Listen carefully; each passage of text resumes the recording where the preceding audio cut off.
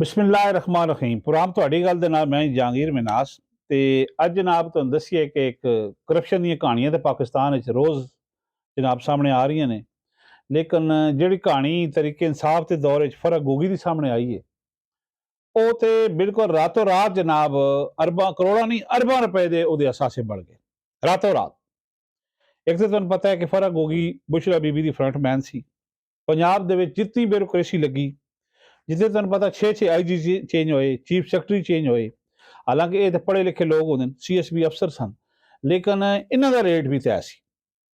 ਔਰ ਫਰਾ ਗੋਗੀ ਦੇ ਜਿਹੜੇ ਹੁਣ ਅਕਾਊਂਟ ਸਾਹਮਣੇ ਆਏ ਨੇ ਕਿਉਂਕਿ ਉਹ ਔਰ ਜਮੀਲ ਗੁਜਰ ਉਹਦਾ ਹਸਬੈਂਡ ਜਿਹੜਾ ਇਹ ਤੇ ਬੈਰੂਨੀ ਮੁਲਕ ਦੌੜੇ ਹੋਏ ਨੇ, ਛਪੇ ਹੋਏ ਨੇ।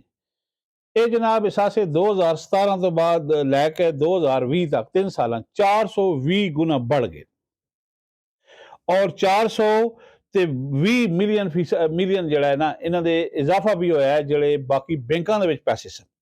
ਜਾਇਦਾਦਾਂ ਵਿਕੀਆਂ, ਉਸ ਤੋਂ ਬਾਅਦ ਜਨਾਬ ਪ੍ਰਾਪਰਟੀਆਂ ਕੋਈ ਮਲਕ ਰਿਆਜ਼ ਦਿੱਤੀਆਂ, ਉਹਦੇ ਬੇਟੇ ਅਲੀ ਰਿਆਜ਼ ਦਿੱਤੀਆਂ ਔਰ ਉਸ ਤੋਂ ਬਾਅਦ ਜਨਾਬ ਜਿਹੜਾ ਸੋਨਾ ਸ਼ੋਨਾ ਇਹਨਾਂ ਜਨਾਬ ਕਿਕਬੈਕ ਲਿਆ ਪੰਜਾਬ ਗੌਰਮੈਂਟ ਦੀ ਬਿਊਰੋਕ੍ਰੇਸੀ ਦੀ ਤੈਨਾਤੀ ਤੇ ਟਰਾਂਸਫਰ ਪੋਸਟਾਂ ਤੇ ਉਹ ਹੁਣ ਚੀਜ਼ਾਂ ਸਾਹਮਣੇ ਆਈਆਂ ਨੇ। 3 ਸਾਲਾਂ ਦੇ ਵਿੱਚ 4.5 ਅਰਬ ਰੁਪਇਆ ਜਨਾਬ ਇਹ ਇੱਥੇ ਇਹਦਾ ਰਿਕਾਰਡ ਸਾਹਮਣੇ ਆਇਆ। ਇਹ ਤਾਂ ਰਿਕਾਰਡਡ ਹੈ, ਜਿਹੜਾ ਐਲਾਨੀਆ ਆਇਆ, ਜਿਹੜਾ ਗੈਰ ਐਲਾਨੀਆ ਉਹਦਾ ਪਤਾ ਹੀ ਕੋਈ, ਉਹਦੀ ਅਜੇ ਤਾਂ ਕੋਈ ਤਫਸੀਰ ਹੀ ਨਹੀਂ ਆ ਰਹੀ। ਔਰ ਫਰਾ ਗੋਗੀ ਜਿਹੜੀ ਹੈ ਇਹ ਤੁਹਾਨੂੰ ਦੌੜੀ ਹੋਈ ਹੈ। ਇਹ ਜਨਾਬ ਹੁਣ ਖਬਰ ਇਹ ਹੈ ਜਿਹੜੀ ਤੁਹਾਨੂੰ ਦੇ ਰਿਹਾ ਕਿ ਬੁਸ਼ਰਾ ਬੀਬੀ ਔਰ ਫਰਾ ਗੋਗੀ ਜਿਹੜੀਆਂ ਨੇ ਇਹ ਵੀ ਵਾਅਦਾ ਮਾਫ ਗਵਾਹ ਦੀ ਤਰਫ ਜਾ ਰਹੀਆਂ ਨੇ ਕਿਉਂਕਿ ਇਹ ਕੋਈ ਮਾਮੂਲੀ ਕੇਸ ਨਹੀਂ ਹੈ। ਫਰਾ ਗੋਗੀ ਦੀ ਅਸਾਸੇ ਵਾਲਾ ਇਹ ਗੈਰ ਮਾਮੂਲੀ ਕੇਸ ਹੈ।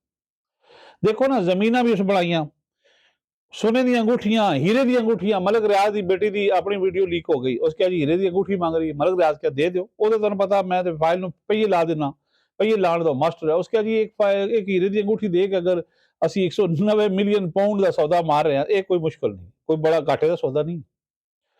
और ਜਿਹੜੇ ਦੇ ਸਾਸੇ ਬੜੇ ਨੇ ਨਾ ਜਿਹੜੇ ਹੁਣ ਟ੍ਰੇਸ ਹੋਏ ਨੇ ਇਹ 2017 ਤੋਂ 2020 ਦੇ ਨੇ। ਇਹਦੇ ਵਿੱਚ ਜਨਾਬ ਬੈਂਕਾਂ ਦੀਆਂ ਰਸੀਦਾਂ ਆ ਗਈਆਂ, ਨਵੇਂ ਬੈਂਕਾਂ ਦੇ ਅਕਾਊਂਟ ਸਨ। ਤੁਸੀਂ ਦੇਖੋ ਨਾ ਇੱਕ ਬੈਂਕ ਦੇ ਤੁਸੀਂ ਅਕਾਊਂਟ ਖੁਲਵਾਓ, ਆਮ ਆਦਮੀ ਨੂੰ ਕਿੰਨੀਆਂ ਮੁਸ਼ਕਲਾਤ ਨੇ, ਉਹਦੇ ਆਪਣੇ ਪੈਸੇ ਹੁੰਦੇ ਨੇ। ਨਵੇਂ ਬੈਂਕਾਂ ਦੇ ਰਿਕਾਰਡ ਆਇਆ ਜਿਹਨੇ ਟ੍ਰਾਂਸੈਕਸ਼ਨ ਹੁੰਦੀ ਰਹੀ ਔਰ ਇਹ ਉਹ ਹੁੰਦੀ ਰਹੀ ਜਿਹੜੀ ਜਨਾਬ ਕਿਕਬੈਕ 5 ਕਰੋੜ ਲਿਆ, 10 ਕਰੋੜ ਲਿਆ, ਟ੍ਰਾਂਸਫਰ ਪੋਸਟਾਂ ਦੀ।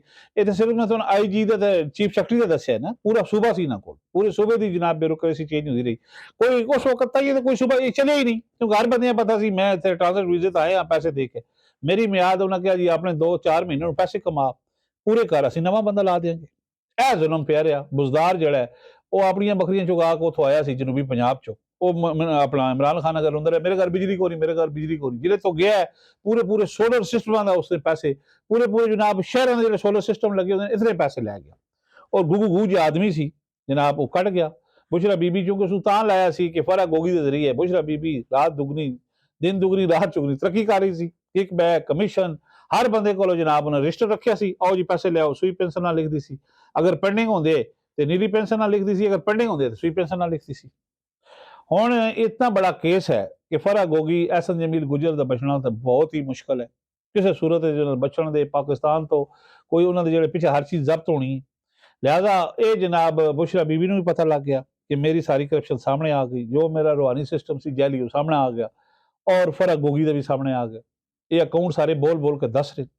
ਦੇਖੋ ਨਾ ਜੀ ਇਹ ਇਮਰਾਨ ਖਾਨ MST ਸਕੀਮ ਲੈ ਕੇ ਆਇਆ, ਉਹਦੇ ਵਿੱਚ ਉਹ ਪੈਸਾ ਜਿਹੜਾ ਇਸਨੇ ਕਿਕ ਬੈਕ ਤੋਂ ਕਮਾਇਆ ਸੀ ਉਹ ਸਾਰਾ ਕਾਲਾ ਧਨ ਵਾਈਟ ਹੋ ਗਿਆ, ਪਤਾ ਹੀ ਨਹੀਂ ਚੱਲਿਆ ਜਨਾਬ। ਉਹ ਸਕੀਮ ਸਿਰਫ ਬੁਸ਼ਰਾ ਬੀਬੀ ਜਮੀਲ ਗੁਜਰ ਔਰ ਫਰਾ ਗੋਗੀ ਵਾਸਤੇ ਆਈ ਸੀ। ਇੱਕ ਸਕੀਮ ਦੇਖੋ 25 ਕਰੋੜ ਦਾ ਮੁਲਕ ਹੈ, कैसा खूबसूरत मुल्क है, इतने सारे अदारा अखा बंद की कबूतर की तरह। क्यों वो जो मेन साढ़े तुम पता है चकवाल की जनरल पार्टी सी उन्हें नाल सी उस अपनी दिहाड़ियां भी लाइया इन्होंने भी क्या चुक रखो काम। तो फिर तुम पता जो पता होगा कि पिछा पार्टी भी है तो इन्हें काम पाई रखा और अन्ना वाह काम पाई रखा। लिहाजा होने तो गेम गई है बदल, फिर जो हालात बदलते हैं इस मुल्क फिर तुम पता है कि बंदा मुशर्रफ भी आया आंदा दुबईयों बाहर जो इतना पावरफुल सी एक सौदा इन्हें बेचना, इन्होंने तो हर पास जिद खुरा ना करप्शन भी निकलती।